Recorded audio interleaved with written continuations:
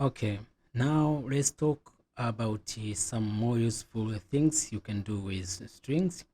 So let's just say you have a string and some wider space like here. Let's say you have three spaces here and say we have spaces here. Okay, now if we save and print this, see we are going to have all the spaces as we can see them here. So to go around this, we may use the string method, which is called stripe. Let me say my string, let's say equals to, now it's here, I'm assigning string to my string again, and string dot stripe here, and save. Let's save this. If we print here,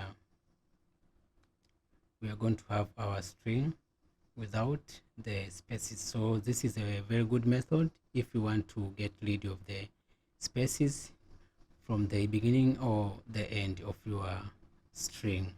Just we need to be aware that this method does not change our string in place. As I just said, that strings are immutable. That's why we're able to assign a string like this. We may say to assign with the other character, but it just does not change.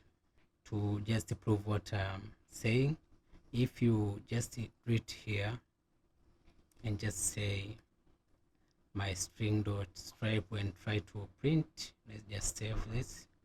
If we try to print it here, let's see what we got here. We are going to have the same hello world. You know why? Because this function here didn't work, so needed to assign it before we can print it here. So okay, I hope this is understood.